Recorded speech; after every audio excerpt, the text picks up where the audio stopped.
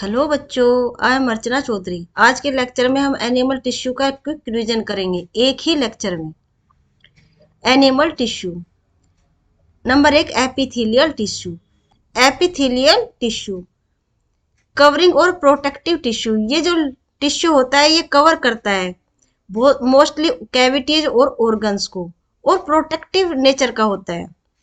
It cover most organ and cavities with in the body. Epithelial tissue cells are tightly packed and form a continuous sheet. जो epithelial tissue होता है वो compactly packed होता है और इसके बीच में इंटरसेलुलर स्पेस नहीं मिलता है। Almost no intercellular space. Regulate permeability. Epithelial tissue permeability को रेगुलेट करने का काम करता है, जैसे the skin, the lining of the mouth, the lining of blood vessels, lung alveoli and kidney tubules. ये कई तरह का होता है। नंबर एक, सिंपल स्क्वेमस एपिथेलियम। जब ये एक ही लेयर का होता है, थिन लेयर का होता है, जिससे डिफ्यूजन ओस्मोसिस आसानी से हो सके, जैसे oesophagus and the lining of mouth. Extremely thin होता है, फ्लैट होता है and form A delicate lining. जैसे ये है ना स्क्वेमस, ये फ्लैटेंड सेल होती है। नंबर दो, स्ट्रेटिफाइड स्क्वेमस एपिथेलियम। जब ये स्क्वेमस एपिथेलियम कई लेयर का बना होता है तो उसको बोलते हैं स्ट्रेटिफाइड स्क्वेमस एपिथेलियम। मतलब एक लेयर के ऊपर जो दूसरी लेयर मिलती है, ऐसे कई लेयर का बना होता है। जहाँ पे वियर और टियर ज्यादा होता है वहां पर स्ट्रेटिफाइड स्क्वेमस एपिथेलियम मिलता है। जैसे स्किन है, स्किन में वियर और टियर चलते रहते हैं ना। Epithelial cell are arranged in many layer to prevent wear and tear. Columnar epithelium tissue, जो कॉलम के आकार की होती है, मतलब एक पिलर लाइक शेप की सेल इसमें मिलती है ऐसे। Where absorption and secretion occur, ये एक सैक लाइक स्ट्रक्चर बना लेती हैं जिससे कि वो एब्जॉर्प्शन सिक्रीशन का काम कर सके। In the inner lining of the intestine, intestine में मिलती है कोलुमनर एपिथेलियम टिश्यू। कहाँ मिलती है? इंटेस्टाइन में। Next, ciliated columnar epithelium. जब ये कोलुमनर एपिथेलियम जो है इसके ऊपर सीलिया मिलते हैं, जैसे कोलुमनर एपिथेलियम है और उसके ऊपर जो है सीलिया मिलते हैं ऐसे, तो उसको कहते हैं columnar epithelium, ciliated columnar epithelium. जैसे in the respiratory tract, respiratory tract में ये मिलते हैं और म्यूकस को हटाने का काम ये करते हैं। क्यूबॉइडल एपिथेलियम, जब ये एपिथेलियम टिश्यू क्यूबॉइडल शेप का हो जाता है तो उसको बोलते हैं क्यूबॉइडल एपिथेलियम टिश्यू, और ये स्पेशलाइज होकर ग्लैंड बनाती हैं, जैसे एक्सोक्राइन ग्लैंड और एंडोक्राइन ग्लैंड, जो सिक्रीशन का काम करती हैं और हार्मोन सिक्रीट करती हैं। It provide mechanical support. Specialization as gland cell, कैसे स्पेशलाइज होती है? ग्लैंड सेल्स के रूप में, जैसे lining of kidney tubules and duct of salivary gland. हमारे सेलेवरी ग्लैंड में और किडनी ट्यूब्यूल्स में ये मिलती हैं। जिसमें सेलेवरी ग्लैंड से सलाइवा सिक्रीट होता है। नंबर दो, कनेक्टिव टिश्यू। वो टिश्यू जो कनेक्शन का काम करता है उसको कहते हैं कनेक्टिव टिश्यू। मतलब दो ऑर्गन के बीच में कनेक्ट करते हैं या दो टिश्यू के बीच में कनेक्ट करते हैं, उसको कहते हैं connective tissue. The cell of connective tissue are loosely spaced and embedded in a intercellular matrix. जो कनेक्टिव टिश्यू की जो सेल होती हैं वो एक मैट्रिक्स में एम्बेडेड होती हैं। वो मैट्रिक्स कई तरह का हो सकता है, जेली लाइक हो सकता है, फ्लूइड हो सकता है, डेंस हो सकता है और रिजिड हो सकता है, depending on the function of particular connective tissue. वो कनेक्टिव टिश्यू किस प्रकार का है उस पर डिपेंड करता है उसका मैट्रिक्स। ठीक है, जैसे ब्लड है। नंबर एक, blood. Blood is a fluid liquid matrix cold plasma. जो ब्लड का जो मैट्रिक्स होता है उसे प्लाज्मा कहते हैं और ये लिक्विड फॉर्म में होता है और उसमें बहुत सारे red corpuscles, WBC and platelets उसमें सस्पेंडेड होती हैं। In which red blood corpuscles, white blood corpuscles, platelet are suspended. The plasma contain protein, salt and hormone. जो प्लाज्मा में क्या क्या मिलता है? प्रोटीन मिलता है, सोल्ट मिलता है और हार्मोन्स मिलते हैं। Blood flows and transport gas. Blood कैसे कनेक्शन का काम करता है? क्योंकि ब्लड जब फ्लो होता है तो बहुत सारी गैस को भी अपने साथ ट्रांसपोर्ट करता है। जो डाइजेस्ट फूड होता है स्मॉल इंटेस्टाइन से, वो एब्जॉर्ब होता है ब्लड में और वहां से सभी ऑर्गन और टिश्यू में वो जाता है। हार्मोन्स, हॉर्मोन्स में ब्लड में गुल्का एक जगह से दूसरी जगह ट्रांसपोर्ट होता है। And waste material to different part of the body. तो इस तरह से ब्लड जो है कनेक्शन का काम कर रहा है। नंबर दूसरा कनेक्टिव टिश्यू है bone. Bone is also a connective tissue. It form the framework that support the body. Bone he body को एक शेप प्रोवाइड करती है। इस तरह से क्या बनवाती है? Framework. It also anchor like muscles and support the main organ of the body. जो मसल्स होती है ना हमारे बॉडी में, वो बोन से अटैच होती हैं और जो दूसरे ऑर्गन है उसको भी सपोर्ट करती हैं। It is a strong and non flexible tissue. जो बोन होती है वो स्ट्रॉन्ग तो होती है और नॉन फ्लेक्सिबल भी होती है। Bone cell are embedded in a hard matrix that is compound of calcium phosphorus compound. जो बोन्स का जो मैट्रिक्स होता है वो हार्ड होता है और किस चीज का बना होता है? कैल्शियम और फॉस्फोरस का। अब लिगामेंट और टेंडन क्या होते हैं? Ligament, two bones can be connected to each other by ligament. जो दो बोन जो आपस में जुड़ती हैं वो लिगामेंट के थ्रू जुड़ती हैं। यानी एक बोन और दूसरी बोन के बीच में क्या होता है? लिगामेंट होता है। जैसे ये है ना लिगामेंट, ये एक बोन है और ये दूसरी है। ये होमोसल्ना होती है ना, तो उसके बीच में क्या होता है? Ligament. This tissue is very elastic. ये जो टिश्यू होता है बहुत ही इलास्टिक होता है। It was considerably strength.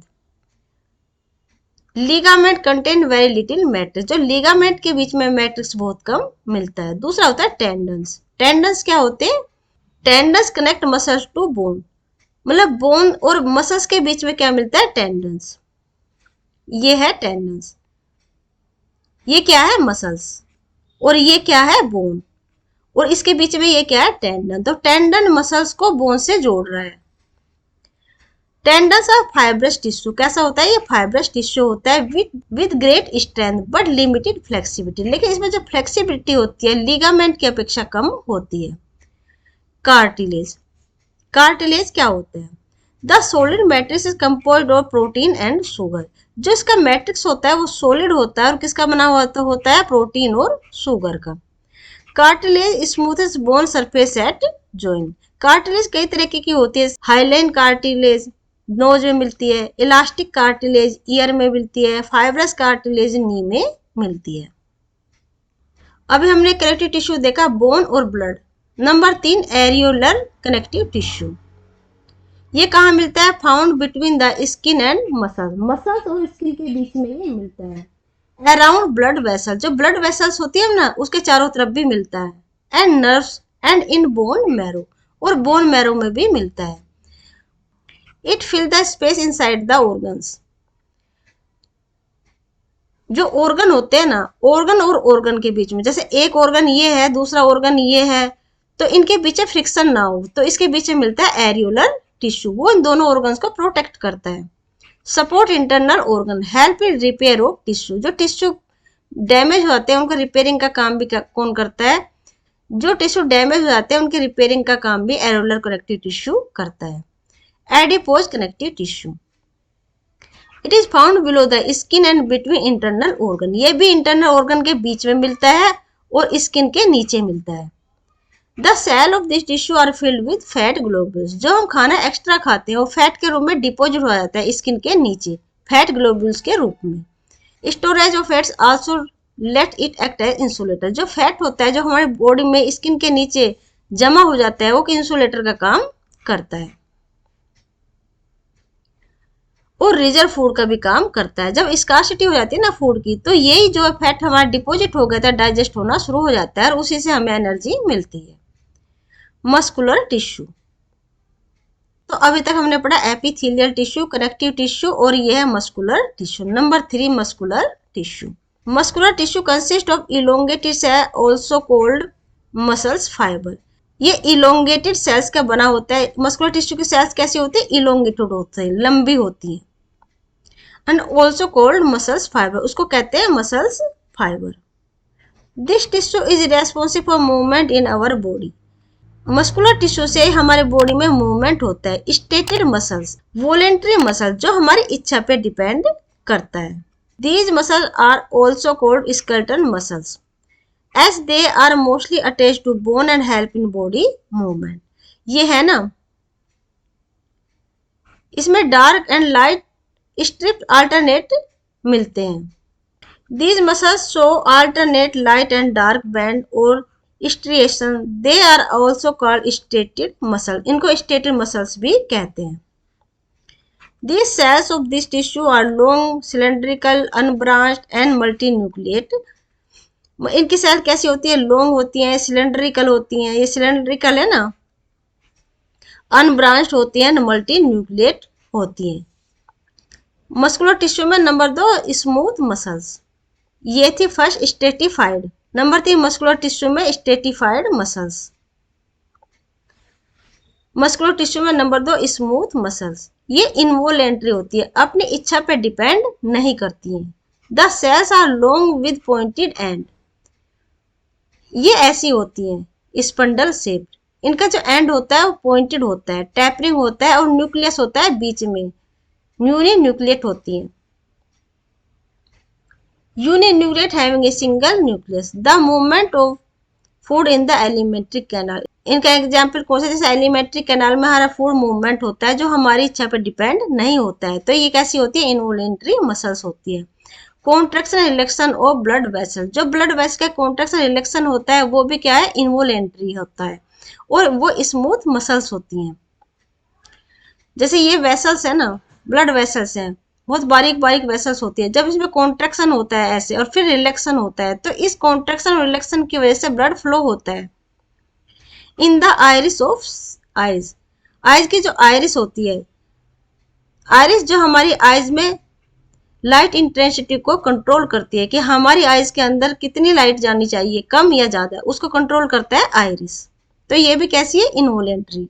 In ureter and in the bronchi of the lung, lungs की जो ब्रोंकाई है और हमारे जो किडनी में जो यूरिटर है वो भी क्या है? इनवोलेंट्री मसल है। कार्डियक मसल, कार्डियक मसल आती है हार्ट मसल, मिलती है सिर्फ हार्ट में, वो इनवोलेंट्री होती है, मतलब हमारी इच्छा पर डिपेंड वो नहीं करती हैं। The muscles of the heart show rhythmic contraction and रिलैक्शन through out the life. पूरे जीवन जो ये हार्ट मसल होती है, जो कार्डियक मसल होती है, रिदमिक कॉन्ट्रैक्शन रिलैक्शन करती रहती है, ये ऐसी होती है, ब्रांच्ड होती है, यूनिन्यूक्लिएट होती है। Heart muscle cell are cylindrical, branch and uninucleate. ये सिलेंड्रिकल है ना, ऐसे ये सिलेंड्रिकल है और ये ब्रांच भी होती है, एक दूसरे से इस तरह से ये जुड़ी रहती हैं ताकि इनमें एक स्ट्रॉन्ग कनेक्शन एस्टेब्लिश हो जाए। और ये कैसी होती है? यूनिन्यूक्लिएट भी होती हैं। Number 4 nervous tissue, the cell of this tissue are called nerve cells और न्यूरॉन। जो नर्वस टिश्यू है उसके सेल को क्या बोलते हैं? न्यूरॉन बोलते हैं या नर्व सेल बोलते हैं। जैसे ये बॉडी का बना होता है, इसके बीच में होता है एक न्यूक्लियस, यूनिन्यूक्लिएट होती है और इससे बहुत सारी फिलामेंट लाइक स्ट्रक्चर जो निकली होती है ना उसे डेंड्राइट बोलते हैं, और एक डेंड्राइट लंबी होकर बना लेती है एक्सोन, और ये एक्सोन के ये एंडिंग पॉइंट है, इन्हें बोलते हैं terminal point. The brain, spinal cord and nerve are all composed of nervous tissue. Nervous tissue में क्या आते हैं? Brain, spinal cord and nerve. Brain और स्पाइनल कॉर्ड दोनों से निकलती है nerves, transmitting the stimulus very rapidly from one place to another within the body. ये नर्वस टिश्यू में न्यूरॉन का काम क्या होता है? ट्रांसमिशन ऑफ इम्पल्स, ये इम्पल्स को ट्रांसमिट करती है जो बहुत ही रैपिडली होता है एक जगह से दूसरे। जब हमारे हाथ में कांटा लगता है या पैर में लगता है हम तुरंत हटा लेते हैं ना। A neuron consist of a cell body with a nucleus and cytoplasm, इसके अंदर साइटोप्लाज्म भी होता है ना, न्यूक्लियस ग्रेन्यूल्स भी होते हैं और एक न्यूक्लियस होता है। From which long thin hair like part arise called axon. जो एक हेयर लाइक स्ट्रक्चर निकलती है ना, हेयर लाइक प्रोजेक्शन निकलता है, उसको बोलते हैं axon. Many short branch part arise from body called dendrites. ये क्या है? डेंड्राइट है। An individual nerve cells may be up to a metre long, एक न्यूरॉन 1 मीटर तक लंबा हो सकता है। Many nerve fibre bound together by connective tissue make up a nerve. एक नर्व बना लेते हैं। जब बहुत सारे न्यूरॉन एक जगह कनेक्ट होते हैं तो क्या बना लेते हैं? न्यूरॉन। जैसे ये एक नर्व है ना हैंड में, तो ये बहुत सारे न्यूरॉन से मिलकर बनी होती है। The signal that pass along the nerve fibre is called a nerve impulse. जो सिग्नल इसे पास होता है ना फाइबर में, उसको क्या बोलते हैं? इम्पल्स। तो ये था एक क्विक रिविजन पूरा एनिमल टिश्यू के ऊपर। तो आज ये चैप्टर पूरी तरह से फिनिश होता है। इसके हम एमसीक्यूज भी कर चुके हैं। अब मिलते हैं नेक्स्ट चैप्टर में। Till then bye bye, be happy and take care.